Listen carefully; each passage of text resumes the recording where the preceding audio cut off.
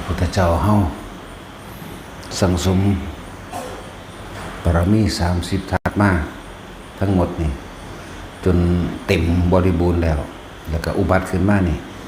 บ่ได้อุบัติขึ้นมาเกิดขึ้นมาเพื่อสิมาแก้ปัญหาความทุกข์ยาก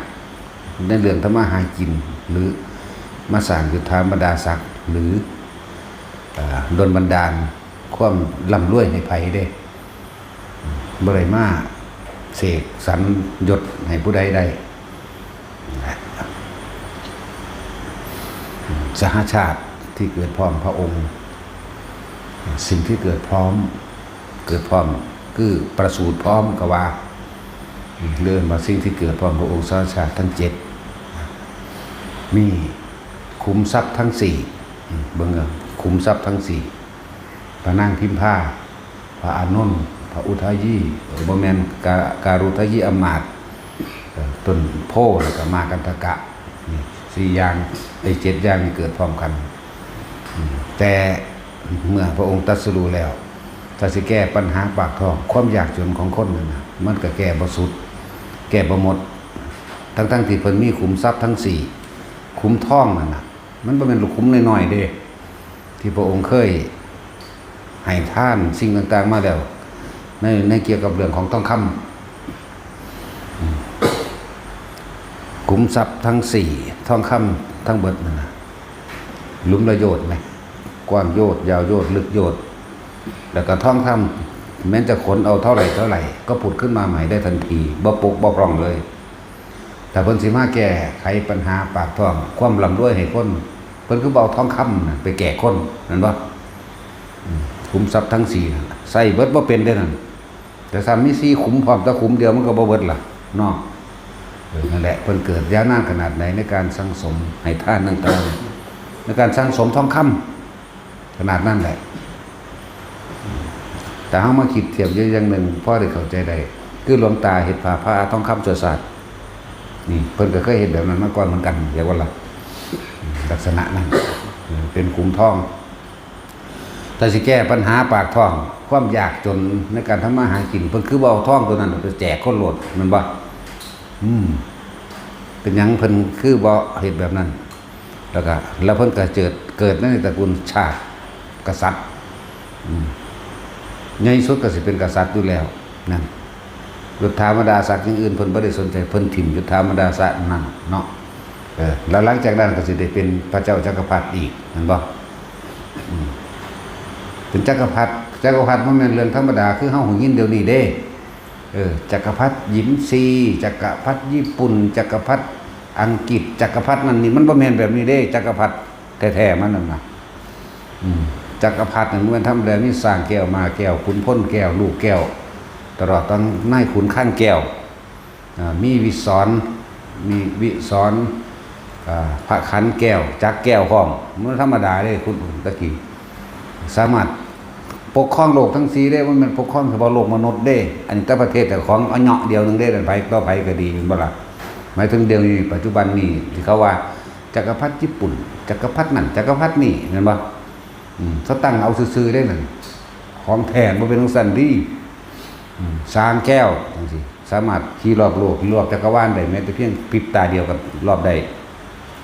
ม้าแก้วก็เหมือนกันเกลือแก้วก็เหมือนกันรองเท้านั่นแหละแล้วก็พระขันแก้วสามารถตัดภูเขาหรือพาโลกได้เลยพุ่นน่ะธรรมดาบ่ขนาดนั้นขุนข้างแก้วก็เก่งในทางหาเงินขุนพลแก้วก็ลบ1บุรุษของขุนพลแก้วมีกำลังเท่ากับคน 1,000 คนใครจะไปตีสู่หลายปานนั้นสมมุติว่าเขามาล้านนึงเอาสู้ไปจัก20คนในสู่นี่ก็สิสู้เขาบ่ดังนั้นแหละขุนข้างแก้วขุนพลแก้วมาแก้วสร้างแก้วแล้วก็จักแก้วอีกแล้วก็วิศรนี่สามารถสั่งไปห้อยหูหรือตัดข้อไผก็ได้มาเลยเด้จักบ่อาวุธพวกนี้เป็นของมหาจักรพรรดิแต่เพิ่นถิ่มยุทธามดาศักดิ์ผู้ที่มีอำนาจสูงสุดของคำว่าอำนาจในโลกียะอำนาจคือการเป็นจักรพรรดินี่เองเรียกว่าล่ะจักรพรรดินี่สิปกครองโลกทั้ง4ชมพูทวีปโลกหมายถึงมนุษย์เฮาอมรโคยานัทวีปโลกนี่อีกโลกนึง อุตรกุรุทวีปโลกอีกโลกหนึ่ง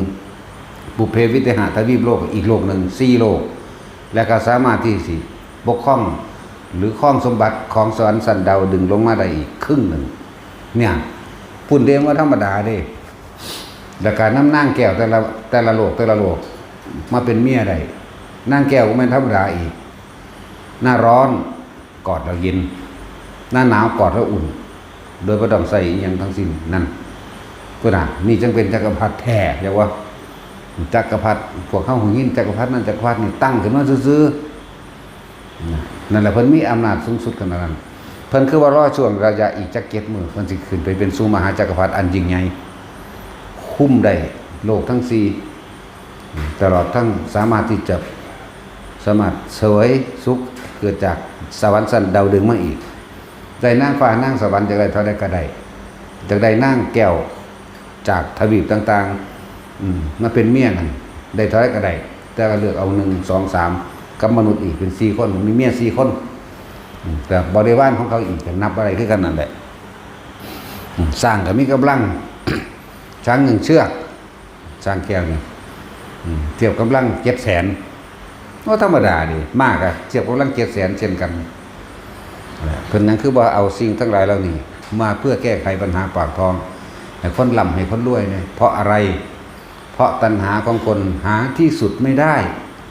เหมือนกันกับว่าแม้นฝนจะตกบนท้องฟ้า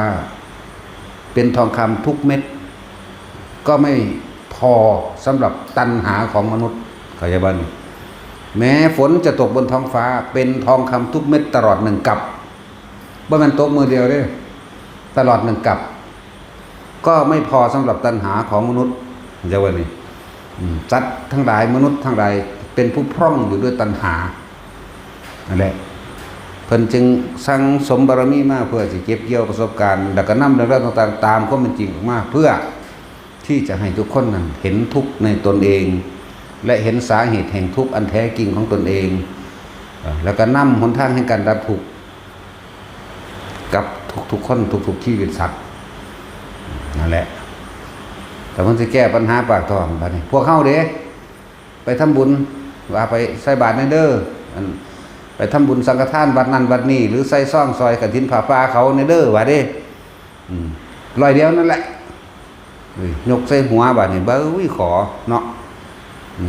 ผู้ขาคนทุกคนอยากเถิดนี่ถูกลอตเตอรี่หรือแจ็คพอตรางวัลเท่านั้นเท่านี้ว่าไว้เนาะ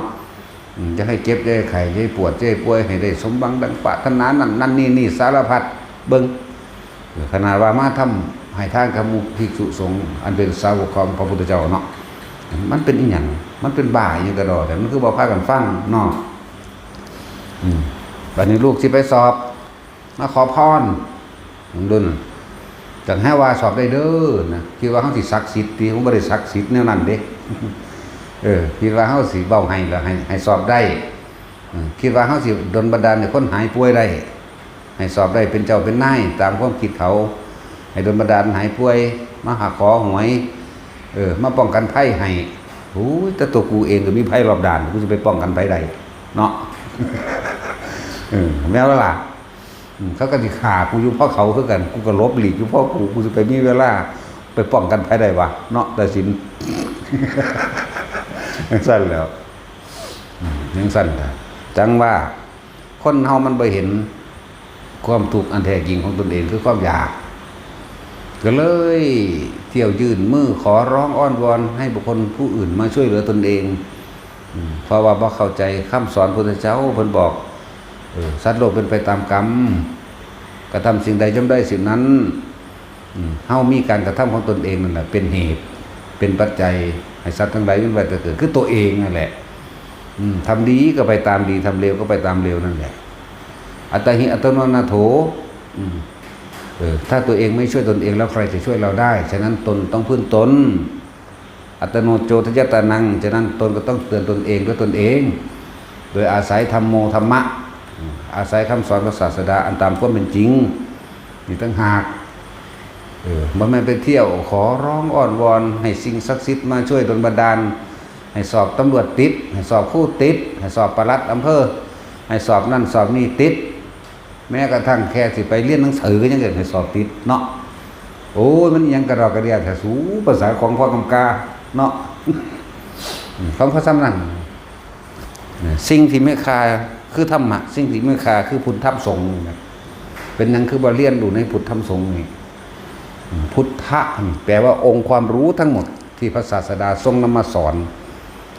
ที่พระองค์นำมาสอนน่ะเป็นประดุจดังว่าใบไม้ในกำมือแต่ที่พระองค์บอกไปถึงไม่พูดถึงเป็นว่าใบไม้ทั้งโลกหรือที่พระองค์นำมาสอนเพียงแค่เศษดินที่ปลายเล็บแค่นั้นเองเลยแต่ดินทั้งหมดโลกทั้ง4โลกเนี่ยเพิ่นเบาๆออกไปเพราะว่าไม่เป็นไปเพื่อความตรัสรู้ไม่เป็นไปเพื่อความดับทุกข์พ้นทุกข์ออกจากการเวียนว่ายตายเกิดเพิ่นเลยบ่นำมาเว้านั่นแหละบัดนี้พวกเฮาเป็นอีหยัง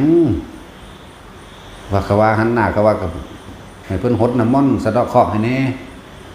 เนาะแก้กรรมให้แน่เบิ่งเลิกเบิ่งงามยามดีให้แน่เฮ็ดจังได๋สิรวยแม่นบ่เป็นจังว่าเพิ่นบ่แม่นผู้วิเศษศักดิ์สิทธิ์ในลักษณะที่มาดลบันดาลแบบนั้นเพิ่นให้พวกเฮาปฏิบัติตนเองเห็นทุกข์ด้วยตนเองเห็นสาเหตุทุกข์ตนเองแล้วก็ดับทุกข์ด้วยตนเองตัวเพิ่นจึงนำอริยสัจสี่ปฏิจจสมุปบาททั้งหลายมาเพื่อให้เห็นตนเองบ่แม่นให้ไปแสวงหาความร่ำรวยแต่ซั่นเพิ่นสิออกบวชเฮ็ดหยังเนาะเพิ่นออกบวชนี่หมายถึงว่าทุกสิ่งที่มนุษย์ทั้งหลายสัตว์ทั้งหลายเวียนหาเราทิ้งหมดแล้วเปรียบดุจดังว่าก้อนเขละขี้มูกน้ำลายเส้นสั่งทิ่มแล้วแต่เป็นขี้มูกเขละก็คือขี้กระเทอะน้ำลายที่คายลงแล้วออกจากปากของพระตถาคตบ่มีไผกลับไปกลืนกินเลยอีกแม้แต่คนธรรมดานี่ก็บ่กล้ากินน้ำลายของคืนเด้เนาะแม่นบ่ล่ะ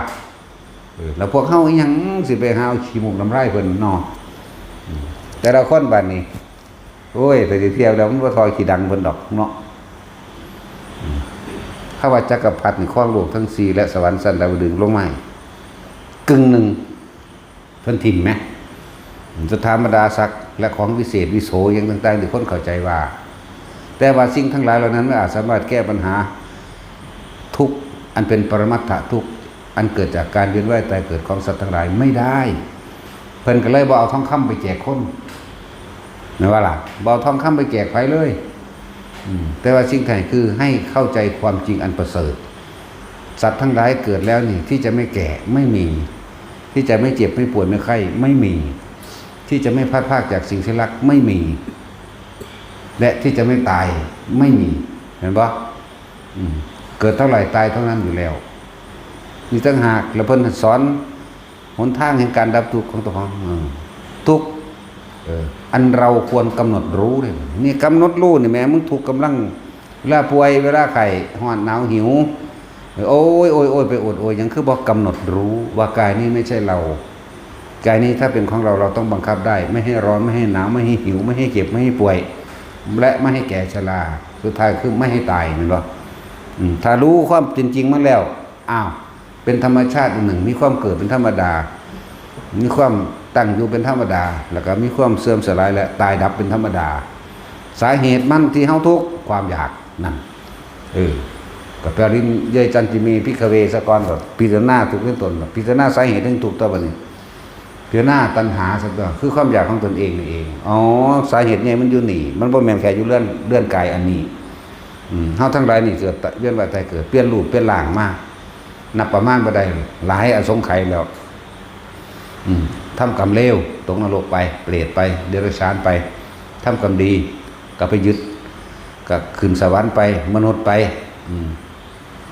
เป็นเทพนิกายต่างๆเปลี่ยนไปเบิดกุศลกรรมเบิดอกุศลกรรมเปลี่ยนรูปเปลี่ยนนามตามกรรมตามภพต่างๆเด้เนาะนี่อย่างว่าพระพุทธเจ้าเฮาบ่เห็นบ่ได้ว่าอุบัติขึ้นมาเพื่อสิแก้ปัญหาปากท้องยศธรรมดาศักดิ์และความร่ำรวยให้กับใครเพราะสิ่งทั้งหลายเหล่านั้นที่พระพุทธองค์ทรงทิ้งหมดแล้วเป็นดุจดังว่าก้อนเขละน้ำลายเห็นปะแปลว่าสั้นปะลายที่เกษาผมลงมาคนนั้นก็เลือกทันตาพัฒเจ้านังมังสังเนื้อนังหัวดูอดีกระดูกมันจริงกระดูกลายไปที่เฮโลน้ำลายมาบันบะรัสสิกาเป็นยังสั่นขี้มูกนี่นะแต่สินไม่ใช่ว่าเจ้ามีขี้มูกเป็นหรือเปล่าเจ้าคักโคตรนั่นแหละ มันทิ่มแล้วดูดน้ำลายดูดดังน้ำลายและกินน้ำมูกสั้นแล้วพอเข้าก้นน้อมน้ำทำตัวนี้เขามาเพียรหน้าตนเองเขาถูกเพราะว่ายังหยุดเจ้าของเองกับหยุดผู้อื่นเนาะเจ้าของเองยังบ่อาจสามารถแก้ปัญหาเจ้าของได้ยังไปหยุดผู้อื่นอีกให้มันเป็นปัญหาสองเนาะขันธ์ห้าบ่เป็นของเฮาเองร่างกายเดี๋ยวบ่เป็นของเฮาเองยังไปหยุดร่างกายผู้อื่นอีกจะให้ผู้อื่นเฮ็ดตามใจเจ้าของอีกแม้ว่าทุกข์ก็เจ้าของอีกเด้ก็ธรรมดาเลยมันมองข้ามไปเลยเห็นมันไปบังคับโอ้ยใจของเขาอยู่ในกายของเขาใจของเจ้าของเองอยู่ในกายของเจ้าของเองสิมันคล้องอยู่ในตัวนี้มันคือบ่บังคับเอาเนาะมันเสือกไปบังคับผู้อื่นอีกเนาะเฮ็ดจังสั่นเฮ็ดจังสิแบบนั้นแบบนี้นั่นแหละมองกายมองข้ามไปมองข้ามร่างกายตนเองนั่นแหละพระองค์สร้างสมบารมีมาแต่ละภพแต่ละศาสตร์ค่อยประคองหมู่สรรพสัตว์จะลืมพระพุทธเจ้าเฮาแม้ครั้งเสวยชาติเป็นโพธิสัตว์เราเกิดเพราะรู้เข้าใจบ่ล่ะแต่สัตว์ทั้งหลายเกิดเพราะความไม่รู้อวิชชาตัณหาอุปาทานบังปิดบังตาเบิดแต่พระพุทธเจ้าเฮาจริงๆแล้วน่ะแม้นเสวยชาติเป็นโพธิสัตว์เกิดเพราะรู้และอุทิศตนเองเสียสละเพื่อผู้อื่นโดยไม่หวังสิ่งใดตอบแทนมีเพียงหนึ่งเดียวคือพระโพธิสัตว์เจ้าผู้ได้รับพุทธธรรมนายแล้วก็เข้าสู่การบรรลุเจ้าว่าล่ะรัฐพยากรได้เป็นแน่นอนไม่เปลี่ยนแปลงเป็นอื่นเป็นพุทธเจ้าแน่นอนนั่นจึงบอกว่าจะหาคนอีกสักเท่าไหร่ถึงจะได้บุคคลผู้เสียสละเพื่อผู้อื่นเพียงหนึ่งเดียวคำว่าเท่าไหร่มันประมาณคนบ่ได้เด้100 คน1,000 คนจะมีคนกล้าสักหนึ่งกล้านี่บ่ฮู้ว่าเรื่องดีเรื่องเลวแต่ว่ามีผู้หนึ่ง10,000,000,000 ล้านคนนี่จะมีคนมีสัจจะอยู่เพียงหนึ่งสัจจะนี่จักสิพูดความจริงโดยทั้งเลวหรือความจริงโดยทั้งดีเด้แต่จะหาบุคคลผู้เสียสละผู้อื่นโดยไม่หวังสิ่งใดตอบแทนน่ะก็ไม่รู้ว่าจะหาในจำนวนคนอีกสักเท่าไหร่จึงจะมีสักเพียงแค่1 คนมันไม่ธรรมดาเด้มันบ่ล่ะเอาสิหาเบิ่งแม่พระพุทธเจ้าเฮาว่าเร็วสุดแล้วนี่20เอาสงไขเด้อตั้งแต่เริ่มต้นปรารถนามาเริ่มต้นปรารถนามา20ประสงค์มาร่วมเบิ่งดูบานนั่นแหละ ออกปากตอนนี้อสงไขยได้รับพุทธธรรมนาย4อสงไขยรวมแล้วมัน20จังซี่นั่นแหละทั้งสั้นแล้วเราคำว่าคนนี่จะคนเอาอสงไขยนี่เห็นบ่20อสงไขยนี่เนาะเฮ็ดมาเรื่อยๆนึกอยู่ในใจเฮ็ดบุญเฮ็ดทานศีลหยังก็สร้างเด้อสาธุของผู้ข่าวสำเร็จพระสัพพัญญุตญาณโพธิญาณเถิดก็คิดมาว่าท่านออกปากแล้วก็เริ่มบารมีสังสมสูงขึ้นก็เริ่มออกปากท่านทำกับท่านนั้นทำบุญกุศลอันยิ่งใหญ่ขนาดนี้แม้กระทั่งว่าชีวิตตัวเองไขสารใดทำปรารถนาอันใดดอกเหลอไม่มีสิ่งใดที่ข้ารักเท่ากับพระสัพพัญญุตญาณเลยนั่นออกปากเห็นบ่ขนาดออกปากก็ยังสามารถเปลี่ยนแปลงได้อยู่เด้จนถึงที่สุดนมัสวิศาสตร์เป็นสุเมธาดาบทเต็มได้บัดพระพุทธที่บังกรเป็นผู้รัฐพยากรให้นั่นแหละทั้งที่สามารถที่จะฟังธรรมเพียงแค่บทบาทคาถาเดียวบรรลุอรหันต์ได้เลยนั่นแล้วแต่ว่าเพิ่นคือเสียสละตัวเองยาวหน้ามาอีกถึง4อสงไขยแสนมหากัปเป็นกำไรทุกเด้ว่ามันกำไรสุขสิบอกให้นั่นแหละอย่าว่ายิ่งใหญ่ลองเบิ่งเด้อบ่ได้อยากยิ่งใหญ่ก็เฮ็ดคือเพิ่นลองเบิ่งมีแต่ยอมคนมีตั้งแต่ได้เอาอกเอาใจคนเนาะอุ้ยเอาใจหาแมงยังกระดอได้ บอกว่าได้ศูนย์ว่ะภาษานำแมงบ่รู้ว่าหยังแหละเมธาดาบทลอยมากลางอากาศเพราะตะหูว่าพระพุทธเจ้าได้เกิดขึ้นแล้วคำที่มันสะเทือนอยู่ในใจไว้ตลอดคือพุทโธพุทโธพุทโธพุทโธมาในใจเลยเด้เนี่ยเห็นบ่ล่ะมันมีมาตะพุ่นได้พุทโธนั่นเป็นพระนามของพระพุทธเจ้าทุกพระองค์โดยรวมเลยพุทโธพุทโธมาเลยแล้วก็ลงมาเฮ็ดถนนหนทางให้เขาพอดีพระพุทธเจ้าเสด็จมาไกลแล้วของเขาให้เฮ็ดบางอย่างเนาะเฮ้ยถมบ่ทันเลยถมน้ำเป็นสิตมเอาตัวเองนอนลงให้พระพุทธเจ้าเหยียบนอนขวางไว้พ ระสงฆ์ก็ยางเหยียบเลื่อยมาเรื่อยสุดพระพุทธเจ้าเหยียบเป็นผู้สุดท้ายก็ไม่ยืนอยู่ตรงระวังไหลก็เลยได้พุทธพยากรสุปีธาดาบทนี่รับพุทธพยากรปฏิเป็นพระเจ้าแน่นอนแม้พุทธองค์นั้นแม้สุเมธาดาบทนี่ปรารถนาจะเข้าสู่พระนิพพานแม้ในชาตินี้เขาจะฟังเราแสดงธรรมแม้เพียงบาทพระคาถาเดียวเขาจะบรรลุอรหันต์ทันทีแต่นี่บุคคลผู้นี้เป็นบุคคลผู้เสียสละผู้อื่นโดยไม่หวังสิ่งใดตอบแทนเป็นบุคคลที่หาได้ยากจริงนักในการข้างหน้านะสีอสงไขยแสนกับสุเมธาดาบทจะได้เป็นพระพุทธเจ้าองค์หนึ่งมีพระนามว่าพระโคดมมีพุทธบิดาชื่อว่าสุโธทนะมีพระมารดาชื่อว่าสิริมหายานมีคู่บาลีชื่อว่านางพิพามีพระราหุลมีพระอานนท์เป็นคู่อุปถากพระโมคคัลลาภาษาลีบุตรเป็นสาวกซ้ายและสาวกขวาเนี่ยเกิดที่กรุงกับเบรพัทมีต้นไม้ตรัสรู้คือต้นปาเป้งปาเป้งอสัตตพฤกษ์พวกเขาเอิ่นต้นโพเข้าใจว่าล่ะทั้งสั้นเลยเพิ่นทำนายมาไว้ให้ล่ะหลังจากนั้นก็บ่มีการเปลี่ยนแปลงได้บาดแน่นอนทั้งสั้นล่ะจังมีนางสุมิตราอีกผู้หนึ่งก็นั่งพิมพ์ผ้าสุมือนี่ละมาปรารถนาขอเป็นข้าบาทจริกานำแบบนั้นแบบนี้กว่าศาสนาสิสำเร็จได้มันบ่แม่นเรื่องง่ายเด้นั่งพิมพ์ผ้าหรือสุมิตรานี่มาขอเป็นข้าบาทจริกาขอเดินตามรอยบาทของศาสดาถึงสิทุกข์ยากลำบากเพียงใดก็ช่างเถอะข้าพเจ้าจะขอเป็นคู่ร่วมสุขร่วมทุกข์เธอจะว่าอย่างนั้นน้องหญิง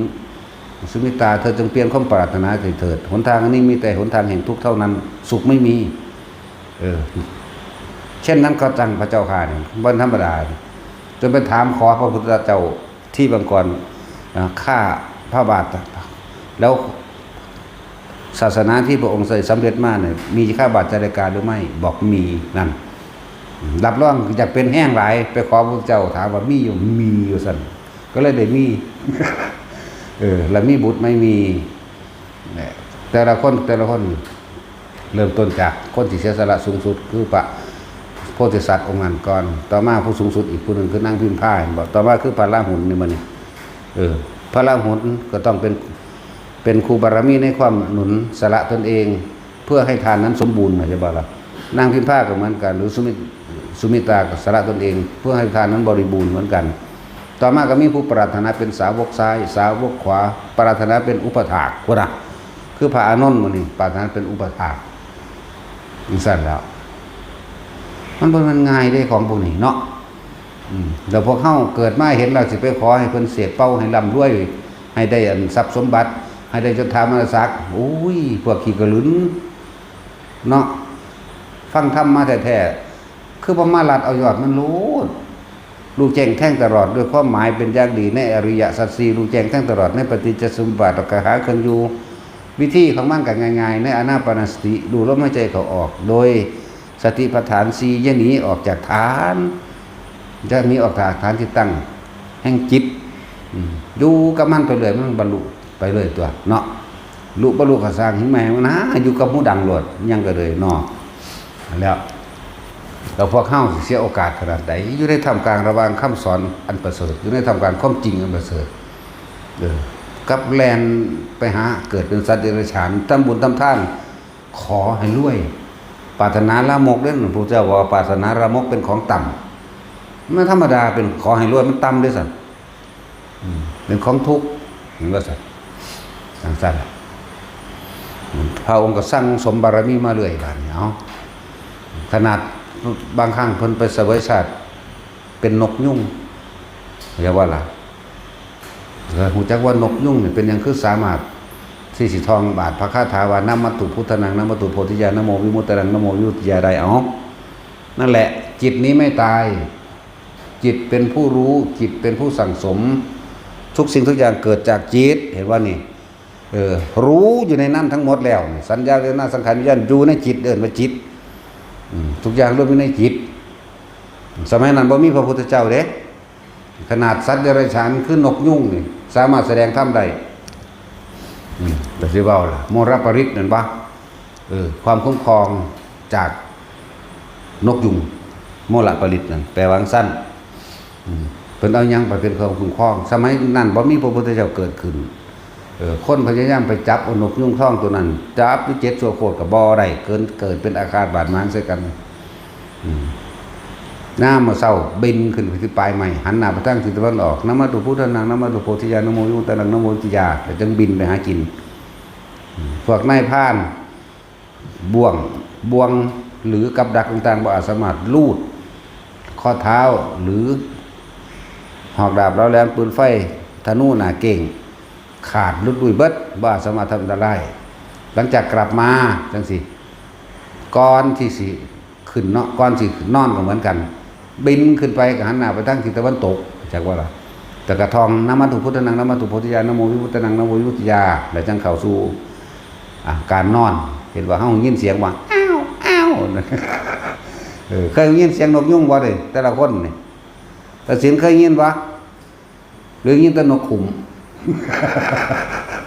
หรือยินแต่นกจันแว่นบ่นกเอียงบ่กับกาเมียเพิ่นละกากันเลยเสียงเมียเพิ่นนั่นแหละนั่นแล้วสมัยนั้นบ่มีพุทธเจ้าเพิ่นก็คิดออกไผสอนเพิ่นเอานั่นแหละเพิ่นก็สร้างสมของเพิ่นไว้ในจิตบ่แม่นสร้างสมมาหน่อยๆเด้ตลอดการยาวนานหลายอสงไขยมาแล้วจนทีละนอนพุทธที่บังกรเป็นผู้พุทธธรรมนารัฐพยากรให้แล้วก็เวียนว่ายตายเกิดเป็นหยังคือไปเกิดเป็นนกยุ่งถ้าเช้าสิว่าโดยอกุศลกรรมบีบบังคับไปบ่แม่นตั้งใจไปก็จะว่าล่ะจริงๆแล้วเพิ่นตั้งอธิษฐานจิตไปอยู่แล้วว่าหมู่พวกบริวารทั้งหลายที่เคยทำบุญและบาปมารวมกันนี่แล้วก็เกิดมิจฉาทิฏฐิไปในทางที่ผิดแล้วต้องอธิษฐานจิตตัวเองไปเกิดเป็นลูกนกยุ่งจะไปเกิดเป็นนกยุ่งเพื่อสิมาเฮ็ดให้พวกเจ้าฟ้ามหากษัตริย์ที่พยายามนำเอาเพิ่นไปกินเนื้อนี่บ่รัดเอาได้มันยาวอยู่เด้มันยาวคือหยังนี่เด้เรื่องมันนี่ว่าละเอียดเบิดทุกอย่างเก่าก็ยังได้เด้แต่ว่ายาวโพดว่าอยู่นี่มื้อนึงก็สิว่าแล้วให้นายพรานนั่นรู้จักวิธีจับตามธรรมดาแล้วขุนพลผู้เก่งกล้ายอมพ่ายแพ้แก่น้ำตาของกุลสตรีนั่นวะแม้สัตว์ทั้งหลายอย่างช้างก็เหมือนกันยอมพ่ายแพ้แก่กุลสตรีเหมือนกันขุนพลก็เหมือนกันคนก็เหมือนกันวัตถุกอย่างเขาเลยเอานกยุ่งตัวเมียน่ะไปเลี้ยงไว้แง่วใส่กันสุดท้ายก็ไปมือนั่น เมื่อเพิ่นสิถูกจับนะเพิ่นนี่ได้นายพรานผู้นี้ให้นกยุ่งมันไปเบิ่งแล้วว่าเวลานี่บินขึ้นแล้วก็สิทำความนองพระพุทธเจ้าแบบนี้ก็เลยให้นกยุ่งตัวเมียนี่แล่นออกไปแผ่ลำแผ่นออกแล้วก็ขับร้องทำนองเพลงเพื่อให้พวกนั้นหลงลืมพระคาถาเข้าใจว่าล่ะบ่ได้นึกถึงพระพุทธเจ้านะท่านอย่างเงี้ยล่ำขึ้นก่อนที่โอละน้อขึ้นก่อนเลยผมก็บ่วางที่ดอกเด้อถ้าเกิดหูพึ่งมาที่700 ปีแล้วบ่เคยพอผู้หญิงคือจักว่าล่ะเพราะแต่นี้ยิ่งเสียงแก้วแววหวานหรือดังน้ำตาลเคลือบยาพิษด้วยความผิดสวัสดิ์เสน่หาบินลงมาหาเขาที่เลยบ่ได้ทองพระคาถาเลยบ่ได้ลึกถึงพระพุทธเจ้าด้วยนามัตถุใช่ป่ะล่ะบินลงมาเพิ่นก็กลางปีกออกเพิ่นสิจีบผู้สาวที่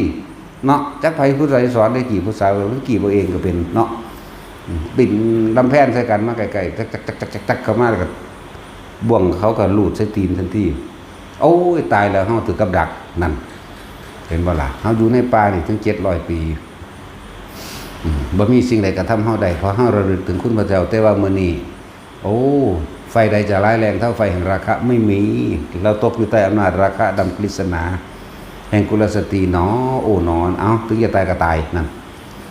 แต่เขาก็จับไปให้พระราชาในสุดท้ายแล้วก็เว้ารัดเอาเด้อโอ้ยได้สั่งตะกี้เพิ่นก็เคยเกิดอยู่เมืองนั้นแหละเป็นกษัตริย์สร้างเมืองนั่นแหละเมืองพระนครศรี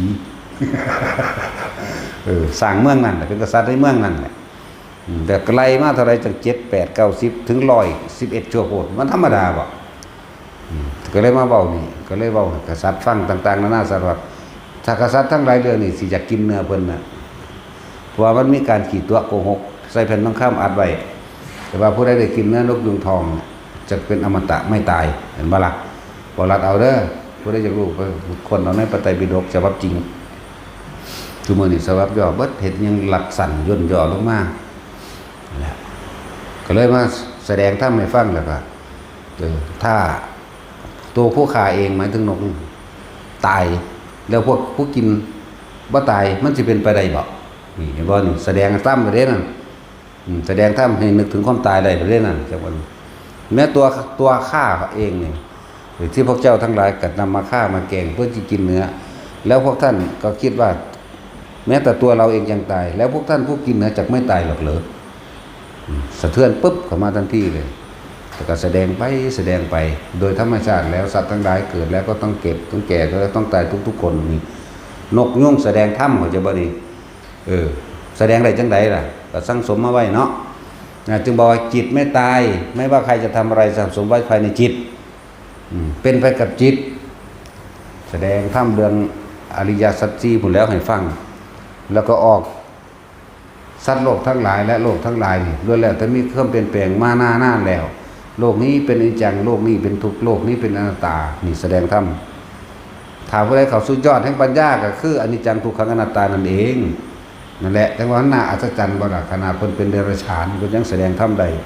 เราสมัยนั้นมันมีตัวอย่างบ่ได้มีพระมาบวชแบบนี้บ่มีพุทธเจ้าล่ะก็เลยบ่มีพระสงฆ์ก็จะบ่ล่ะแต่ว่าสามารถแสดงได้แต่ว่ามันบ่เป็นที่นิยมตามันบ่เห็นผ้าห่มผ้าเหลืองคนหัวโล้นของบาทมันบ่ล่ะจังซั่นน่ะถือบาทนั้นในนี่แสดงธรรมมันบ่มีแต่ว่าเพิ่นก็แสดงได้แต่เพราะว่าสิ่งนั้นคือมันสั่งสมอยู่ในจิตของเพิ่นเองแสดงธรรมสุดท้ายแล้วโอ้ขนาดสัตว์เดรัจฉานก็ยังมีทัศพิษราชธรรมขนาดนี้กูเป็นคนแท้ๆเป็นหยังกูคือสิบ่อาจสามารถอันนี้ได้พระราชาสิฟังออกบวชเพราะว่านกยุงแสดงธรรมอะไรว่าล่ะทั้งสั้นน่ะที่บอกเฮาอุเทจยานจาคุมาเอกราชาหฤสวรรณโนนี่ยังมาเศร้าพระอาทิตย์เป็นพระราชาดวงเดียวที่ให้ความแสงสว่างให้แก่โลกเมื่อความมืดปกคลุมแล้วพระอาทิตย์ขึ้นความสว่างจึงเกิดขึ้นแล้วก็ว่าสัจจะเนี่ยข้าพเจ้าขอเคารพน้อมแด่องค์พระสมเด็จพระสัมมาสัมพุทธเจ้าทุกๆพระองค์นโมตุพุทธานังนโมตุพุทธายานโมยุตตังนโมยุตตยาก็ว่าไปย่ามมาแลงกับอเปตยันจักกุมาเอกราชาเมื่อพระอาทิตย์เคลื่อนคล้อยลอยขึ้นไปแล้วเข้าสู่อัสดงคล้อยลงแล้วจึงว่าอเปตยันจักกุมารับตาความมืดย่อมเกิดขึ้นหรือของบางทีดังอย่างยืนเป็นของที่เกิดดับตลอดพระอาทิตย์มีขึ้นแล้วก็มีลงเมื่อมีมืดจึงมีสว่างเมื่อมีสว่างจึงมีมืดแสดงธรรมได้น่ะนั่นแหละนี่ก็เรื่องนึงถึงว่าจิตบ่ตายแม่นบ่ล่ะบัดมันมีมากของมันแบบนั้นมันเป็นของรู้อยู่จังซั่นนี่ก็เรื่องนึงว่าสัตว์เดรัจฉานแสดงธรรมได้เห็นบ่เรื่องอีกเรื่องนึงที่เพิ่นอุทิศตนนำตัวเองออกไปเกิดเป็นพญากวางทองเห็นบ่กษัตริย์องค์นั้นมักกินหลายเนื้อกวางลาบเลือดก้อยส้อยหางศกเหล็กแล้วตัดสินถ้าว่ามักตอนใดเราเนื้อกวางต้องกินแต่เนื้องัวว่าไทยกีปอมันแซ่บเนาะตัดสินเอาว่าเฮาเป็นสัตว์มันเกิดเป็นกวางบ่แม่นว่าโดยกรรมยังได้นะตั้งใจไปจังสั่นซื่อๆได้ล่ะเกิดเพราะรู้ไม่ใช่เพราะไม่รู้บ่เป็นตะค้อนมือจักยังเด้น่ะดำมืดปืดตามาเลยใช่แล้วเจ้าเพิ่นเกิดเพราะรู้ว่าบริวารทั้งหลายที่เคยทำบุญละบาปรวมกันมาไปเกิดในสถานที่สิเป็นมิจฉาตกทุกข์ได้ยากลำบากก็เลยไปโปรดเอาทั้งกวางด้วยกันเองโปรดเอาทั้งพระราชาด้วยนั่นแล้วนี่คือจุดหมายหรือซ่อนสิ่งที่ซ่อนเร้นหรือความลับซ่อนอยู่ในใจของโพธิสัตว์เข้าใจบ่นี่ความลับที่ซ่อนใหญ่แต่ว่ามันบ่มีความลับดอกเฮาสิดึงออกมาแกล้งเบิดนั่นแหละดังพญากวางตัวนี้พระกษัตริย์นั้นจะกินกวางจนให้สุดท้ายแล้ว เขาเลยตอนเอากวางทั้งเบิดในป่าที่อยู่ในเขตปกครองมาเฮ็ดตีคอกใส่ใบร่วมกันใบเบิดแล้วก็ขากินมื้อละโตขึ้นมาจนถึงว่าแล้วก็มีกวางตัวหนึ่งมันทองกวางตัวนั้นก็คือนั่งอุบลวรรณาชั่วมือนี่แหละมันทองมันก็อยากออกลูกกันละจักมือ2 มือมันก็ออกกันแล้วแต่ว่าพญากวางทองอาสาตนเองเข้าไปขอเอาชีวิตตัวเองแลกไว้ให้นางกวางทองนี่ออกลูกสะก่อนซาเจ้าขาตัวเดียวนี่อาจจะตาย3อยู่ในหันก็ได้ในท้องกวางนั้นจังซี่นะกินผู้ขาซานี่เนื้อแน่นกำลังหนุ่มนี่ก็คุยไปแต่ว่ากวางตัวลายก็มีคือกันเด้กวางเอาหนาเทวทัตกวางเทวทัตโอ้ยจะมายุ่งหน้าถึงมื้อนี้มันตายก็ต้องตายตามระดับมันเห็นบ่ถ้ากวางตุกกวางอิจฉามีเด้คือคนนั่นแหละผู้อิจฉานั่นแหละต้องลำดับไผลำดับมันตัวสิมาอาสาตายแทนเขาจังได๋ก็เว้าไปกวางก็เว้ากันเจ้าฟ้ามหากษัตริย์เกิดความสงสัยมันยังคือขนาดกวางแท้ๆยังมีเมตตาซึ่งกันและกันขนาดนี้นั่นกวางก็แสดงทัศพิษราชธรรมเด้เก่งบ่ล่ะเอามาจากไสล่ะสัตว์เว้าได้ตะกี้เนาะทุกคนก็สงสัยเด้เนาะจักเว้าได้จริงบ่ได้จริงบ่จักอุปมาอุปไมยก็จะบ่นี่คือเขาสาเรื่องกันว่าควายมันเว้าได้มันเว้าดูหลายเขาเลยตีแขวมันหักมันเลยเว้าบ่ได้ก็ได้เห็นบ่จักให้พาว่าแนวนั้นพระพุทธเจ้าเพิ่นเป็นอุปมาอุปไมยเพิ่นแปลเป็นชื่อภาษาให้พวกเฮาฟังเข้าใจบ่ล่ะก็เลยว่าสัตว์คุยกันเว้ากันได้กับคนนี่แหละในสุดท้ายแล้วครับขนาดกวางอันเป็นสัตว์เดรัจฉานแท้ๆยังมีเมตตาช่วยเหลือซึ่งกันและกันได้ขนาดนี้เราน่ะเป็นมนุษย์แท้ๆได้ขึ้นชื่อว่าเป็นผู้มียศเป็นผู้ดีคนเคารพนับถือสักการะเช่นนี้เป็นหยังเฮาคือบ่มีเมตตานั่นเพิ่นก็แสดงทัศพิษราชธรรมให้กษัตริย์ฟังกษัตริย์ก็ตัดสินใจเลยบัดนี้ถือศีล5ตลอดชีวิตนั่นทั้งสั้นแหละกวางทั้งหลายแล้วนั่นก็รอดชีวิตได้บัดนี้จักว่ากวางทั้งหลายนี่โปรดเอาทั้งพวกกวางทั้งหลายแล้วนั่นโปรดเอาทั้งมนุษย์พร้อมในกษัตริย์ในเมืองนั้นอีกกษัตริย์ในเมืองนั้นเกิดความเลื่อมใสและศรัทธาในข้อวัดในธรรมดึบถึงศีล5ไปจนตลอดชีวิตได้นั่นแหละส่วนกวางคนนั้นก็รอดชีวิตได้มีชีวิตเป็นอยู่ที่ดีขึ้นแล้วก็กวางทั้งหลายได้รับอภัยทานโทษสามารถหากินอยู่ในพระราชวังได้แต่ว่าในสวนต่างๆอันเป็นสวนอุทยานของกษัตริย์ได้นะก็เลยได้อยู่โดยความผาสุกสบายต่อความมีเมตตาของเพิ่นเอง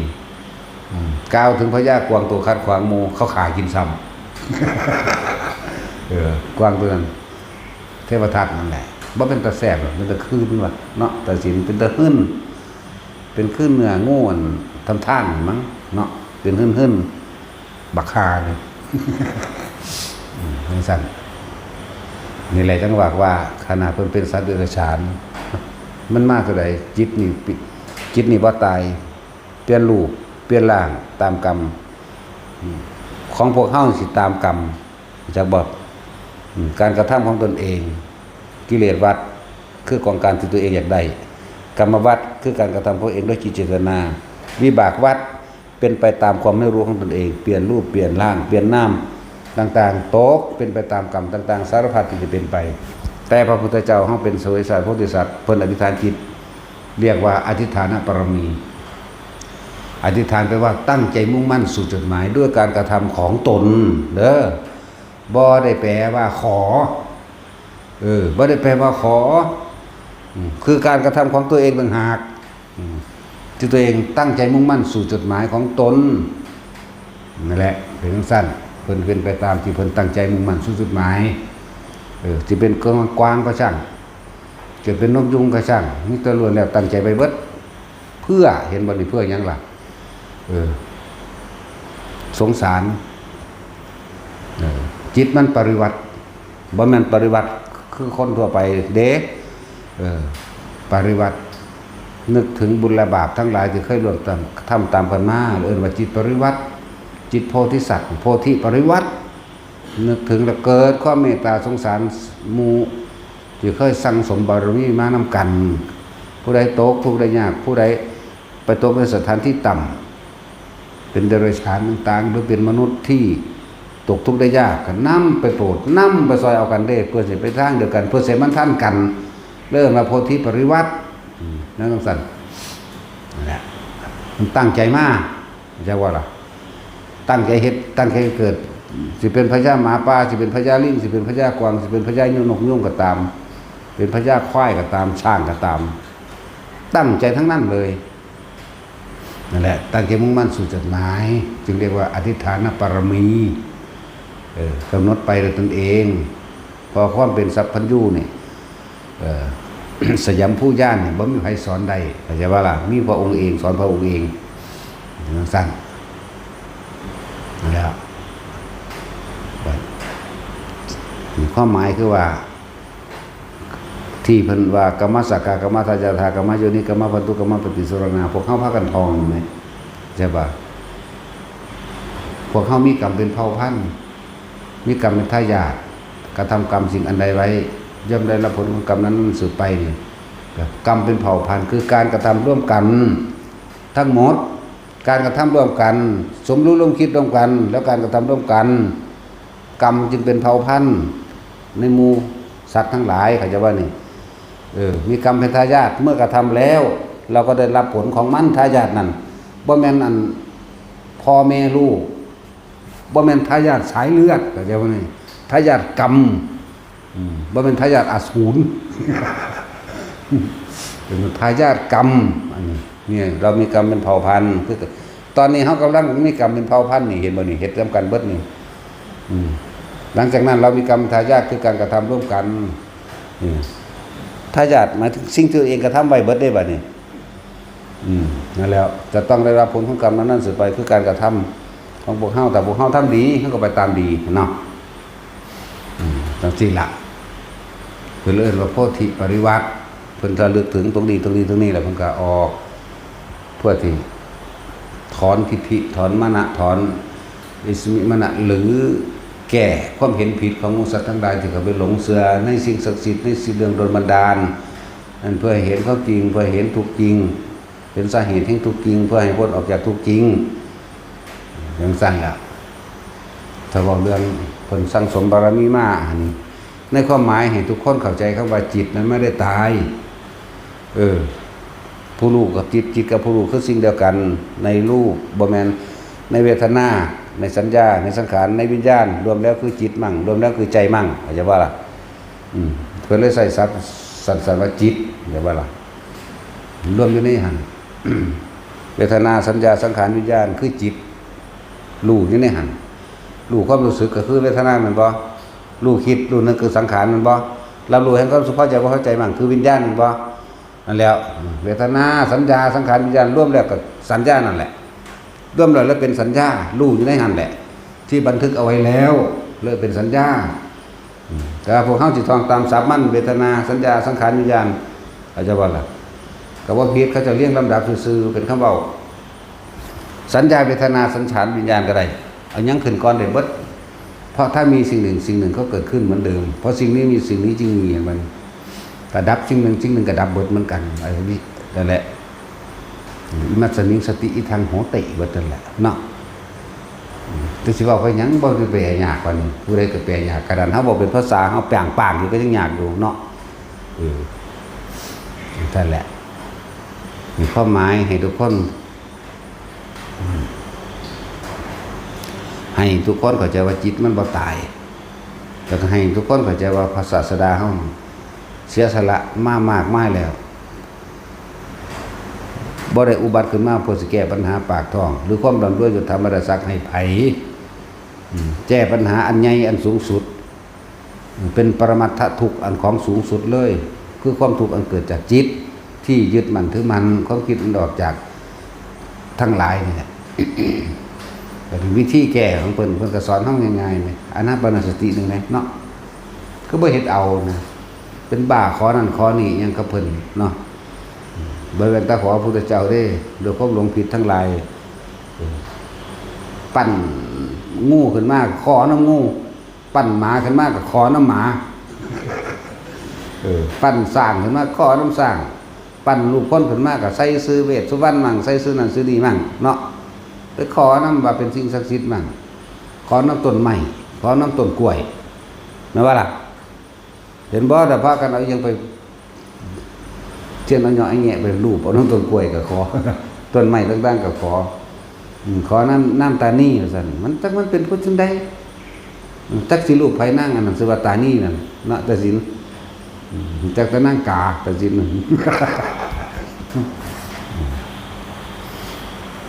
จังว่า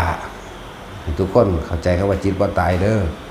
สั่งสมสิ่งใดไว้ก็ฟังไว้ในจิตสั่งสมไว้แต่ละภพแต่ละศาสตร์ส่วนพระพุทธเจ้าของเฮาเพิ่นอุบัติขึ้นมานี่หรือว่าสมัยขังสมัยศาสตร์เป็นโพธิสัตว์ที่ระดับพุทธปัญญากรแล้วนี่เกิดเพราะรู้ไม่ใช่เกิดเพราะไม่รู้อย่างว่าล่ะก็เพื่อหยังก็เพื่อสิเอาพวกเฮานี่แหละเสียสละพระองค์เองก็เพื่อสิว่างศาสนาว่างแนวทางแห่งการปฏิบัติว่างมรรค8หนทางแห่งการปฏิบัติเพื่อความพ้นทุกข์หรือความบริสุทธิ์กับพวกเฮานี่แหละบริวารทั้งหลายพวกเฮานี่แหละเคยทำบุญและบาปพระกระเพิ่นจักบ่ล่ะแต่พวกเฮาบ่แม่นว่าท่านร่างกายก็สร้างแต่ว่าท่านของจริงคือธรรมเด้พระพุทธเจ้าบ่แม่นร่างกายเด้เรียกว่าองค์แห่งความรู้ที่พระศาสดาทรงตรัสไว้เรื่องว่าธรรมพระพุทธพระธรรมคือสิ่งเดียวกันผู้ใดปฏิบัติได้เรื่องว่าสงฆ์เดี๋ยวว่าพระสงฆ์คือตัวของเองแหละอันนั้นจะพากันงมง่ายแสวงหาจนทรัพย์สมบัติหลายก็เพราะฉะนั้นแหละจะเป็นบ้าหลายกับจนทามันดาศักดิ์พวกว่าแต่ของเป็นตำรวจยศนั่นยศนี่จะใส่กระสังโคตรแม่มึงเป็นหยังภาษาอาชีพเลี้ยงลูกเลี้ยงเมียมึงเห็นไงเนาะกูไปเห็นว่ามึงจะไปแก้ไขปัญหาปากท้องกูได้เนาะมีตั้งแต่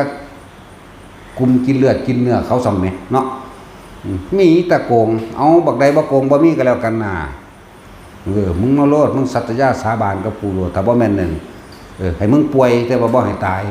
ดันแม่นกูตายเอาแม่แต่บักใดบริสุทธิ์นี่เนาะบักยศถาใหญ่ๆนะมาแม่สัจยากับกันใส่กันโลดสัจจะใส่กันนี่เนาะตายเบิดทุกคนนั่นแหละมันบ่มีดอกผู้ซื่อสัตย์นั่นแหละอย่างสั้นตำรวจทหารคู่หรือข้าราชการยังก็แล้วแต่กินเลือดกินเนื้อมนุษย์ทั้งนั้นแหละเห็นปะแต่ทุกอย่างมีทางออกเลยแต่มีถ้ำบัดถ้ำคือทางออกของสัตว์ทั้งหลายแม้จะสิหลงผิดไปมากเว้นไว้แต่อนันตริกรรม5นอกนั้นสามารถเข้าสู่ปฏิบัติตนได้รับโสดาสกิทาคานาคาอรหันต์ได้เบิดเว้นไว้แต่อนันตริกรรม5อย่างเท่านั้นที่เป็นเครื่องขวางหรือป้องกันมรรคผลนิพพานต่างๆไม่ให้เข้าถึงได้ฆ่าพ่อนี่บิดาฆ่าแม่นี่มารดาฆ่าพระอรหันต์สังฆเพศสุดท้ายกับฆ่าพระพุทธเจ้าหรือตามฆ่าพระพุทธเจ้านี่หาอย่างนี่บ่มีสิทธิ์ที่จะเข้าสู่โสดาสกิทาคานาคาถึงอรหันต์ใดนั่นแหละเป็นสักขานุฆาเป็นเครื่องกั้นมรรคผลนิพพานตรงนี้เข้าใจว่าล่ะเทวทัตแทนที่มันสิเอามันก็ได้คือกันเด้แต่ว่ามันบ่เฮ็ดขนาดนั้นเด้ความอิจฉาริษยาของคนจักใหญ่เห็นบ่เรื่องสั่นมันแพ้พระพุทธเจ้ามาทุกภพทุกชาติแม้ตั้งเสวยชาติโพธิสัตว์เรื่องสั่นในสมัยเสวยชาติเป็นโพธิสัตว์ในพญาช้างฉัตรท่านเอาพญาช้างฉัตรท่านเอาบักโสนุตรพานผมกึ่งฟึ่งหัวแดงๆได้ว่าหน้าใหญ่ๆดังเมบๆเปๆเพิ่นนี่คอแข้งคอขาเหมือนใหญ่โปๆเด้ตีนก็ใหญ่ๆเรื่องสั่นตาก็ออกแดงๆเพิ่นนี่ตาออกเหลืองๆก็บ่แม่นถึงแดงถึงเหลืองๆนั่นแหละเป็นคนที่มีกำลังกล้าไปพยายามฆ่าพญาช้างฉัตรท่านนี่ก็ฆ่าได้จริงๆนั่นแหละฆ่าได้แล้วก็เอาง่า7 สีนั่นมาให้เมียตะกี้ก็เกิดเป็นสร้างคือเมีย2คนมีสร้างผู้หนึ่งอิจฉาก็คือมาคันธิยะนั่นแหละผู้หนึ่งก็เป็นนางพิมพาที่เกิดเป็นสร้างนี่แหละเขาเจ้าไปเอากันเห็นบ่นี่เขาเจ้าเห็นลงผิดเขาเจ้าไปเอากันพระพุทธเจ้าเขาเกิดเป็นพญาช้างฉัตรท่านเพื่อพาบำเพ็ญคุณงามความดีต่างๆเพื่อให้พ้นออกจากความเป็นเดรัจฉานนั่นแหละแต่ว่าอันนั่งอันนี้ที่เป็นสร้างมันนี่อิจฉาริษยาเขาเห็นอีหยังก็ชอดใส่เขาบ่เห็นความดีหยังดอกมีแต่ว่าเอา สุดท้ายแล้วก่อนที่สิตายนั่นน่ะสร้างตัวนี้มันได้ไปถวายเงาบัวกับน้ำผึ้งกับพระประเกศพุทธเจ้าเมื่อข้าพเจ้าได้ตายสิ้นชีวิตลงไปนี่ขอข้าพเจ้าจงได้ฆ่าพญาช้างฉัตรทันเถิดแต่ผัวเจ้าของกระคักเล่นน่ะเพราะอิจฉานั่งพิมพ์ผ้าน่ะก็สร้างคือกันตอนสมัยนั้นพระประเจกนี่บ่รู้เรื่องอีหยังเด้เป็นจักเป็นจังไดคือบ่มีความคิดอีหยังบุกเนาะให้พรเขาถึกเบิดเอาโลดเด้เป็นหยังจังว่าตาเอวังโหตุจงเป็นเช่นนั้นเถิดเบิ่งดูน่ะเนาะก็สิว่าเบิ่งบ่มันขอไปฆ่าคนกูบ่ให้แมงดอกเลยก็บ่ว่าเด้บ่มีความคิดอีหลีพวกนี้แม่นบ่แม่นว่าตาสินจะว่าจะกล้าว่าคือข่อยบ่บ่มีความคิดหยังเลยพวกนี้เนาะมีแต่ให้พรอย่างเดียวเลยให้แต่เขาสมหวังโอ้ยก็มีความคิดอย่างแม่จังน้อยแหน่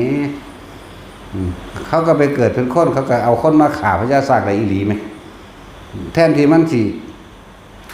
ขอว่าให้พ้นทุกข์พ้นซากในชาติต่อไปสิได้เกิดเป็นมนุษย์ขอได้เป็นบรรลุธรรมเป็นพระปัจเจกองค์หนึ่งเถิดมันก็ได้เด้ล่ะมันก็ไปเป็นผู้ชายแล้วก็ไปเกิดมันก็ได้คือกันเด้เพราะว่าการจะออกจากนิโรธสมาบัติบ่แม่นของง่ายแต่ละองค์แต่ละพระนี่ขอยังได้อันนั้นเด้นั่นแหละบัดนี้พญาช้างฉัตรทันโสนุตราพานมันเอาผ้ากาสาวพัดผ้าย้อมฝาดไปคุ้มตัวมันเองตอนที่มันเข้าไปเอาธนูอาบยาพิษยิงตรงที่ใต้สะดือยิงที่ตรงสะดือมันมีจุดอ่อนอยู่หม่องเดียวคือใต้สะดือนั่นแหละนอกนั้นยิ่งกว่าเขานั่นแหละถูกยาพิษเกิดความเจ็บปวดห้องคนขนาดอย่างรุนแรงคนแตกหนีเบิดอันหนีเพื่อจะไปหาอันว่าผู้ใดยิงมาทั้งใดล่ะที่ได้มันเจาะช่องกระดานเข้าไปในใต้ท้องสร้างยิงเรื่องนี้ก็ยาวคือกันจักว่านี่ยาวบ่ว่าเบิดหรอกเว้าอีก2มื้อก็ว่าแล้วเรื่องนี้ก็เลยนกยุงก็ยาวพญาสร้างก็ยาวกวางก็ยาวคือกันเด้เราอยู่3มื้อบ่ได้3เรื่องนี่เว้าย่นย่อเอานั่นแหละมาได้นั่งไปเกิดเป็นเสือได้แต่มนท่ายังล่ะอีหานั่นล่ะอีกินจะมานาฬิกานั่นแหละบัดนี้มาเว้าถึงว่าขนาดสัตว์เดรัจฉานตอนฮู้ว่าพญาสร้างถูกยิงเจ็บปวดอย่างรุนแรงแล้วสิออกมาสิเอาเลื่อยสิเอาขวานสิเอามีดมาฟันเพื่อจะเอาง่านี่ไปแลกกับคนจ้างรางวัลคืออีนั่งนั่นแหละแต่สิมันเป็นสร้างไปเกิดเป็นคนมันทันกันอยู่สร้างก็อายุยืนกว่าอยู่แล้วเนาะนั่นแหละ16 ปีมันทำท่าแถลงเอานะแต่พระเจ้าทำท่าฝันนั่นฝันนี่เมื่อเขามาฆ่าก็เลยต้องฆ่าได้แต่ว่าพญาช้างฉัตรทันใช้งวงมือค้ำเข้าไปเมื่อถูกต้องโดนพระกาสาวพัดอันเป็นตรงใจพระอรหันต์ถกมือขึ้นมาทันทีเลยเดี๋ยวจำทำทงเคารพน้อมแด่ธงชัยของพระอรหันต์เห็นบ่อย่างสั้นแล้วก็เลยถามเรื่องราวต่างๆไผใส่เจ้ามาสร้างบอกกันกับโสนุตรในพานตาปนๆเหลืองๆเพิ่นนี่เศร้ากันเรียบร้อยแล้วโอ้เข้าใจแล้วเอาเจ้าสิตัดโดยลำพังที่ข่อยบ่อนุญาตเจ้าก็ตัดบ่ได้ดอกเอาก็เลยต้องตัดให้เอามือนึงจับเลื่อยเพิ่นก็จับเลื่อยคือกันจักว่าเลื่อยเอาแต่ว่าเจ็บปวดอย่างรุนแรงแต่ว่าตั้งใจที่สิให้ตัวนี้ตั้งใจเพื่อสิให้เอามันสะใจคักๆรู้ว่าสิคิดได้ว่าอีหานี่นะความหมายเพิ่นบ่วางซั่นดอกว่ามันเฮาเฮามันบ่หมดไผอยู่แล้วเพิ่นก็เอากระสั่นก็เอานำงาทั้งคู่นี่ไปถวายเพิ่นซะเพื่อเพิ่นสิคิดได้ในสำนึกผิดได้เอาตัดให้ทางนายพรานเดินทางมาเท่าใด7 ปี 7 เดือน 7 วันกว่าสิถึงมันว่าจากป่าอันนี้ตาหิมพานต์คือเก่าล่ะบ่แม่นมาป่าแล้วอื่นล่ะไปหิมพานต์บัดนี้ให้เจ้าทองอันคาถานี่เด้อเพิ่นบอกทองคาถานี่เด้อเวลาเจ้ากลับไปเจ้าก็สิถึงภายใน7 วันเองตัดได้เลยตัดได้ง่ายแล้วก็ง่าใส่แบกใส่ลังขึ้นกระสอบแล้วก็ไปแล้วพระเจ้าสั่งก็บอกวิธีเดินทางป่าเดินบัติสเมนติปรมาสันโตกาสาวมัตถิสังอิชินังทุกิตังปุตุสัสสะปฏิสัญจาระหัตโจสัพพิวัชรุโวสะเลวิโตวจิโตติสันโตกาสาววัตถหิมนังนัทุสจิสเจอิมังนาคเรนสัจจังมังวเดภรกะมิขะอาคันชุนติทองคาถานี่เนี่ยเดินทาง7 มื้อฮอดแต่ว่าขนาด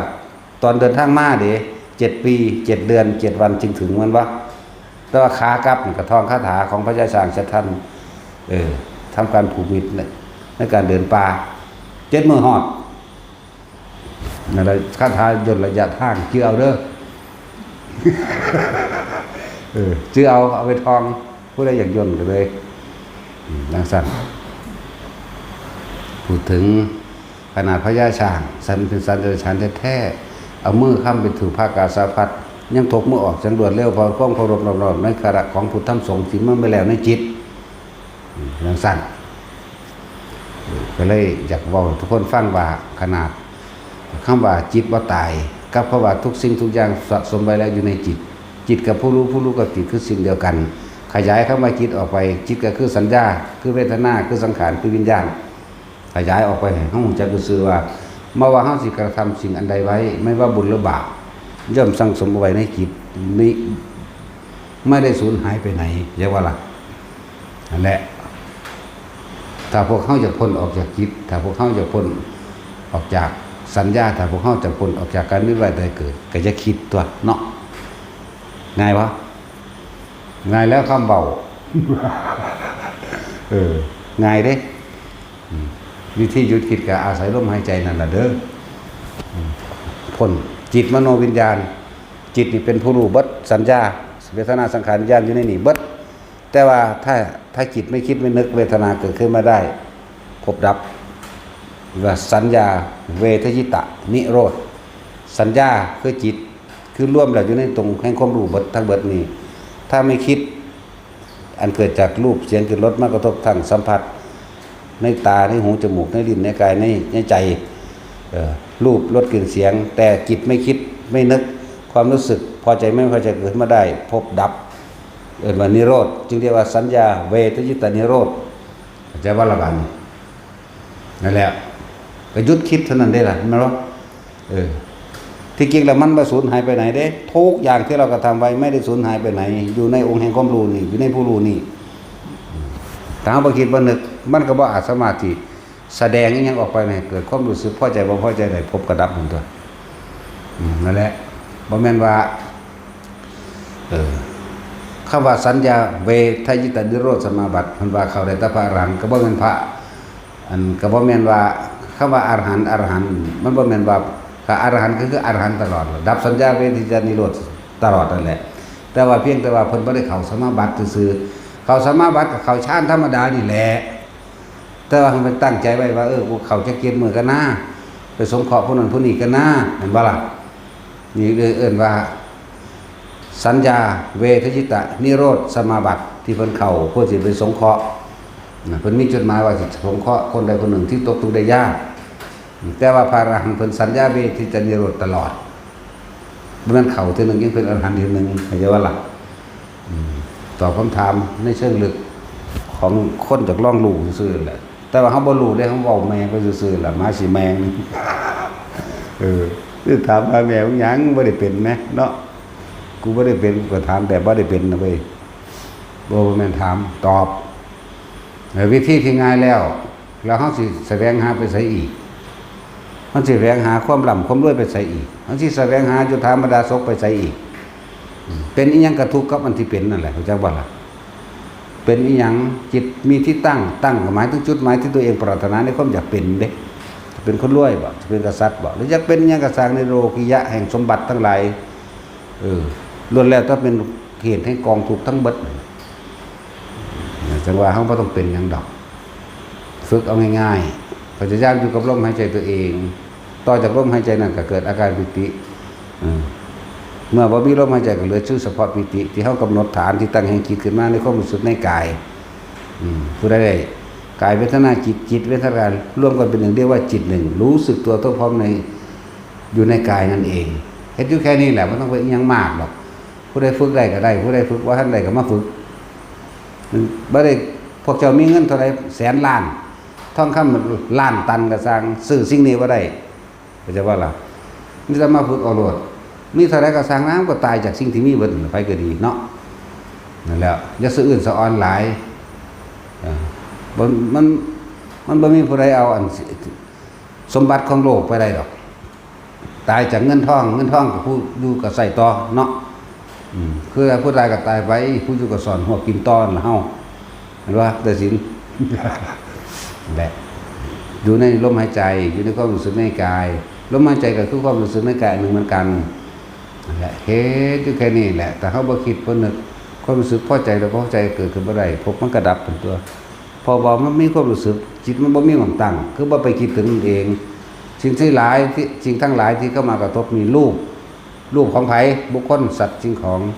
มีรสมันเป็นรสชาติอาหารก็ตามมีกลิ่นมากระทบจมูกแล้วไม่นำมาคิดมีเสียงมาทบหูแล้วเสียงหยังบุคคลสัตว์สิ่งของเหมือนเดิมรสก็ตามสัมผัสทางกายมีร้อนมีหนาวมีหิวและมีเจ็บมีปวดกระซังถ้าเราไม่คิดไม่นึกความรู้สึกเกิดขึ้นไม่ได้มันก็ดับทั้งตัวเขาจะว่าอะไรนี่ดับอย่างดับความคิดในความอยากได้อยากดีอยากมีอยากเป็นนี่เด้คำว่านิพพานก็แค่หยุดคิดนึกปรุงแต่งในความอยากได้นี่เด้จะว่าล่ะมันบ่แม่นบ้านบ่แม่นเมืองบ่แม่นไปบ่แม่นมามันอยู่กับหม่องนี่แหละจังซั่นนั่นแหละแต่อาศัยลมหายใจเป็นสะพานอาศัยลมหายใจเป็นบันไดเด้ออาศัยใจที่มีศรัทธามันมีศรัทธาแล้วก็ต้องมีความเพียรพยายามในตนเองตัวมันก็สิรู้แจ้งเห็นจริงของมันเองดอกบอกที่เพิ่นบอกไว้นัตติฉันทสหานิบุคคลที่ตั้งมั่นด้วยความพอใจซะก่อนความยินดีพอใจในซะก่อนนัตติธรรมเทศนายะหานิพอใจในการที่จะฟังธรรมเลือกเฟ้นธรรมพร้อมนัตถิวิริยัสสหานิด้วยความเพียรพยายามแห่งตนบาลานัตถิเมื่อบุคคลผู้มีความเพียรพยายามแห่งตนแล้ววิปัสสนายะหานินัตถิวิปัสสนายะหานิความรู้ตามความเป็นจริงหรือความรู้แจ้งจริงตามความจริงนั่นได้เกิดขึ้นแล้วนัตถิสมาธิทัสสหานิจิตย่อมตั้งมั่นไม่หวั่นไหวกับโลกธรรมที่มากระทบนัตถิวิมุตติยาหานิถ้าถึงซึ่งแล้วซึ่งความบริสุทธิ์จะว่าระบาดนี่สวัสดี